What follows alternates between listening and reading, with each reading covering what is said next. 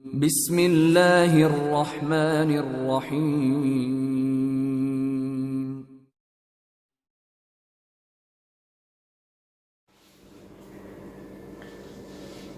Assalamualaikum warahmatullahi wabarakatuh. Innal hamdalillah nahmaduhu wa nasta'inuhu wa nastaghfiruh wa na'udzu billahi min shururi anfusina wa min sayyiati a'malina. May yahdihillahu fala mudhillalah wa may yudlilhu fala hadiyalah. Ashhadu an la ilaha illallah wa ashhadu anna Muhammadan abduhu wa rasuluh. Allahumma salli wa sallim wa barik ala abdika wa rasulika Muhammadin wa ala alihi wa ashabihi ajma'in, amma ba'd. Qala Allah ta'ala fi kitabihil karim, a'udzu billahi minasy syaithanir rajim. Bismillahirrahmanirrahim. Alladzina yastami'una al-qawla fayattabi'una ahsanahu. Ulaika alladzina hadahumullah wa ulaika hum ulul albab. Al-ayah. Shadaqallahul azim. Wa qala an-nabiyyu sallallahu alaihi wasallam, man yuridillahu bihi khairan yufaqihu fiddin. Kepada segenap pemirsa yang dirahmati oleh Allah Subhanahu wa taala, biasanya kita bisa langsung bertatap muka, kan, tapi spesial pada tahun ini kita bersua lewat media. Mudah-mudahan perantara media ini tetap bisa mendekatkan hati kita antara jamaah dan narasumber. Pertama, marilah kita memanjatkan puja puji syukur kehadirat Allah Subhanahu wa taala atas segala limpahan kenikmatannya kepada kita sekalian, sehingga sampai saat ini Allah Subhanahu wa taala masih memperkenankan kita untuk menghirup udara kehidupan di dunia ini dalam kondisi yang baik dalam arti sehat jasmani dan rohani kita. Kita tahu bahwa seluruh dunia dibuat sedih, dibuat takut, dibuat galau dengan adanya penyebaran COVID-19. Kan tetapi alhamdulillah para jamaah semuanya, khususnya kita, oleh Allah Subhanahu wa taala masih diberi kesempatan untuk hidup di dunia ini dalam kondisi yang baik, sehingga memungkinkan kita untuk memaksimalkan, mendekatkan diri kepada Allah lewat kegiatan-kegiatan yang bermuatan ibadah. Satu di antaranya adalah kajian yang saat ini sama-sama kita hayai. Sholawat serta salam semoga senantiasa tercurah kehadirat junjungan kita baginda Nabi Muhammad sallallahu alaihi wasallam. Mudah-mudahan tercurah kepada seluruh anggota keluarganya, para sahabat-sahabatnya, dan termasuk kita sekalian selaku umatnya ila yaumil qiyamah. Amin. Allahumma amin. Para pemirsa yang dirahmati oleh Allah Subhanahu wa taala, pada kesempatan ini ingin saya sampaikan satu tema terkait dengan zikir. Berawal dari sabda Nabi Muhammad Rasulullah sallallahu alaihi wasallam yang diriwayatkan oleh Imam At-Tirmidzi. An Abi Darda radhiyallahu anhu qala an-nabiyyu sallallahu alaihi wasallam, ala unabbiukum bi khairi a'malikum wa azkaha 'inda malikikum wa arfa'iha fi darajatikum wa khairul lakum min infaqidz dzahabi wal warith wa khairul lakum min an talqaw 'aduwakum wa tadribu a'naqahum wa yadribu a'naqakum. Qalu bala. Qala dzikrullahi ta'ala. Qala Mu'adz bin Jabal radhiyallahu anhu, ma syai'un anja min adabillahi min dzikrillah. Diriwayatkan dari Abu Darda radhiyallahu anhu, ia berkata, Nabi Shallallahu alaihi wasallam bersabda, maukah kamu sekalian saya beritahukan amal perbuatan yang paling baik dan paling suci di sisi penguasamu atau Tuhanmu, dan amal paling tinggi dalam mengangkat derajatmu, dan yang paling baik untukmu daripada menginfakkan emas dan perak, dan yang paling baik untukmu daripada menghadap musuhmu sehingga kamu memenggal leher mereka dan mereka memenggal lehermu. Mereka berkata, ya. Lalu Nabi bersabda, mengingat Allah Ta'ala, zikrullah. Mu'adz bin Jabal radhiyallahu anhu berkata, tidak ada satupun yang paling menyelamatkan dari azab Allah dibandingkan dengan zikrullah. Dari matan hadis ini bisa kita tarik satu kesimpulan, bahwa zikir adalah merupakan ibadah yang spesial. Di akhir matan hadis ini dikatakan tidak ada satupun yang paling menyelamatkan diri dari azab Allah dibandingkan dengan zikrullah. Sehingga terkait dengan zikrullah ini betul-betul harus bisa kita pahami dengan lengkap, sehingga kita tidak salah di dalam memahami apa itu zikir. Sesuai dengan lafadznya, zikrullah itu adalah mengingat Allah. Orang yang senantiasa zikrullah, ingat kepada Allah Subhanahu wa Ta'ala, tentu amal perbuatannya akan senantiasa terkawal, terkontrol secara otomatis dengan baik. Ucapannya akan terkawal, tidak akan sembarangan menyampaikan kata-kata yang akan menimbulkan dosa, menimbulkan maksiat. Dan sikapnya pun ketika setiap saat dia ingat kepada Allah Subhanahu wa Ta'ala akan terkawal. Tidak mungkin dia ingat kepada Allah terus kemudian akan berjalan menuju kepada tempat-tempat kemaksiatan. Satu gambaran yang sederhana dan gampang untuk kita pahami. Dan ada ceritanya, ada seorang pencopet, sebelum mencopet dia membaca basmalah. Ya. Kalau dia membaca basmalah, saya yakin dia akan mengurungkan, tidak lagi melakukan perbuatan yang tidak baik itu, perbuatan maksiat itu. Sehingga intinya zikir kepada Allah Subhanahu wa Ta'ala ini akan menjadi kendali secara otomatis bagi kita. Orang yang senantiasa zikir kepada Allah Subhanahu wa Ta'ala, begitu mendengarkan seruan panggilan adzan, maka dia akan langsung bersiap-siap memenuhi panggilan itu. Dia akan merespon. Karena ciri-ciri orang yang beriman itu ketika disebutkan asma Allah, dia akan bergetar, ada sinyalnya. Innamal mu'minuna alladzina idza dzukirallahu wajilat qulubuhum.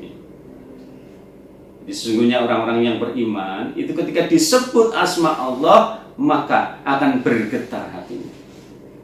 Para pemirsa yang dirahmati oleh Allah Subhanahu wa Ta'ala, dalam kondisi seperti saat ini, dalam kondisi pandemi COVID-19, tentu sedikit akan ada kesan yang berbeda, suasana yang berbeda. Di masjid tetap dikumandangkan suara adzan, namun ketika sampai akan menyuarakan hayya 'alas shalah diganti shollu fi rihalikum. Salatlah kalian semuanya di rumah-rumah kalian. Walaupun muadzin menyerukan seperti itu, kan tetapi harus tetap direspon dengan positif. Jadi walaupun di rumah masing-masing tetap merespon panggilan itu, bersiap-siap untuk menunaikan ibadah sholat. Saat ini kita tahu banyak sekali perdebatan terkait dengan pelaksanaan sholat maktubah yang dilakukan di rumah masing-masing. Para pemirsa sekalian, sebagai umat yang baik, sebagai warga negara yang baik pula, mari bersama-sama kita menjadi warga negara dan umat yang disiplin. Karena wabah COVID-19 ini akan segera bisa berlalu dengan kebersamaan kita di dalam menghadapi, di dalam mencegah. Kembali kepada materi terkait dengan zikir. Jadi tadi di hadis yang diriwayatkan oleh Imam At-Tirmidzi, akhir dari matan hadis itu jelas bahwa zikir ini ibadah yang paling bisa menyelamatkan hamba dari azab neraka, dari siksa Allah. Itu tadi, jadi keterkaitannya. Ketika orang senantiasa zikir kepada Allah, maka yang akan muncul dari diri orang tersebut adalah kebaikan-kebaikan. Sebaliknya, orang yang lalai tidak ingat kepada Allah Subhanahu wa Ta'ala, orang yang lupa bahwa setelah kehidupan di dunia ini ada kehidupan di akhirat kelak, maka niscaya dia akan berbuat lepas kontrol, sesuka hatinya, memperturutkan hawa nafsu, mengikuti apa yang menjadi kesenangan, mengikuti apa yang menjadi keinginan, walaupun kadang-kadang kesenangan dan keinginannya ini dilarang oleh Allah Subhanahu wa Ta'ala. Para pemirsa yang dirahmati oleh Allah Subhanahu wa Ta'ala.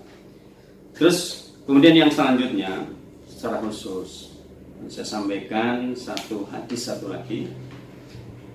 Ini ada kaitannya dengan upaya kita untuk mencegah penyebaran virus corona ini.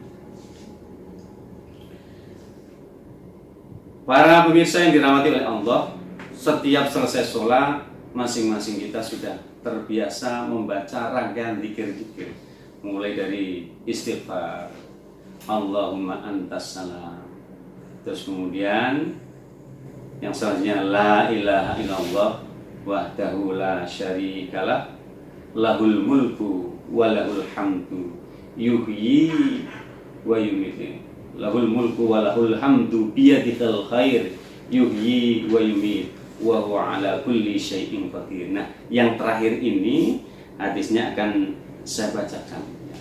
Jadi nanti keutamaan dari zikir ini.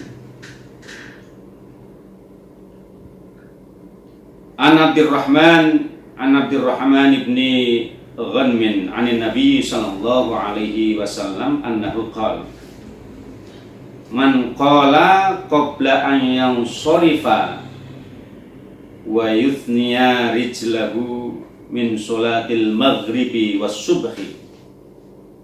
Jadi ini penekanan pada sholat maghrib dan sholat subuh. Membaca apa? La ilaha illallah wahdahu la syarikalah lahul mulku wa lahul hamdu biyadihil khair yuhyi wa yumiitu wa huwa ala kulli syai'in qadir asyra marratin, 10 kali.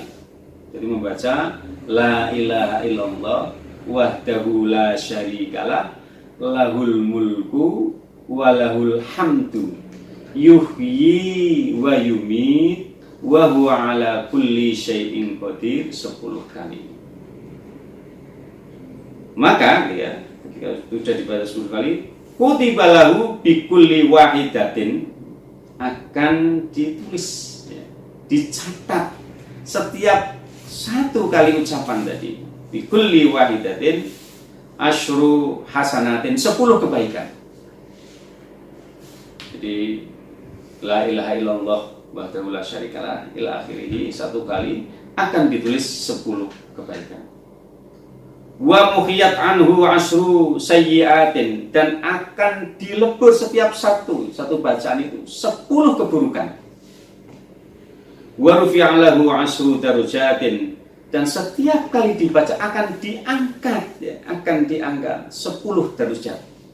Sungguh sangat luar biasa. Wa kanat hirzan min kulli makruhin, dan bacaan dan zikir tadi bisa menjadi perisai, tameng dari segala keburukan. Nah, dalam hari ini bisa jadi ya, menjadi tameng dari penularan virus corona. Ini adalah bagian dari ikhtiar, usaha dan doa. Ya. Jadi wa kanat hirzan min kulli makruhin.